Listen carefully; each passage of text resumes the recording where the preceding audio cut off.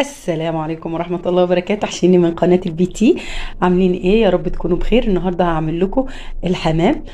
وصفة كده سريعة اوريكم ازاي نحشي الحمام بطريقة برضه زي ما قلنا طريقة صعيدية.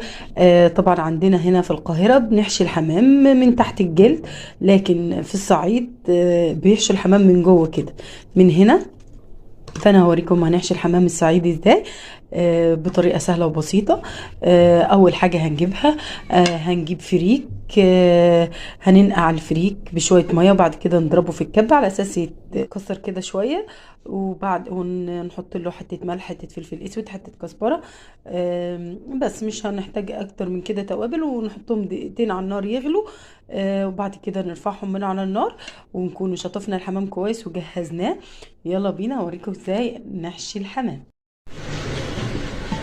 يلا بينا نحشي الحمام بطريقه جميله. اول حاجه هنجيب اهو الحمامه، هنمسك الحمامه كده وهنجيب معلقه ونحشي الحمامه كده من جوه.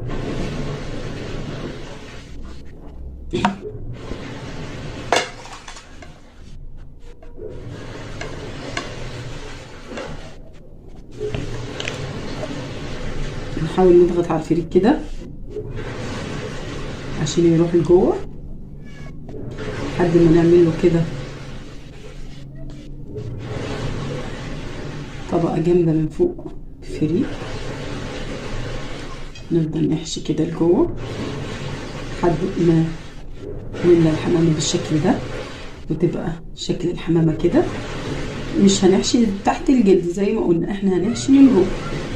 هنجيب كده رجل بالطريقه دي والرجل التانية، وكده نبقى انتهينا من اول واحده. وبكده نبقى انتهينا من حشي الحمام بالطريقه دي. زي ما قلنا مش بنحشي تحت الجلد، بنحشي من جوه الحمامه. ده الصعايده بيعملوه بالطريقه ديت. وبعد كده بنجيب حله سخنه فيها ميه سخنه، وطبعا ميه مغليه يعني مش سخنه بس يعني، وفيها بصل وفيها طماطم وفيها طبعا حبهان وفيها ورق لورا وملح وفلفل اسود. ونحط الحمام بالطريقه دي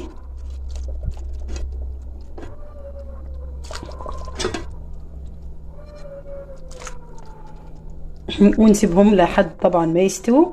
استوى الحمام بقى زي الفل. طبعا بعد ما طلعناه من الحله حطينا حته زبده في اي طاسه وحمرناه، طلع باللون الذهبي الجميل دوت اهوت. بالهنا والشفا على قلبكم. وزي ما قلنا وصفاتنا سريعه، ما تنسوش تدعموني لايك وشير.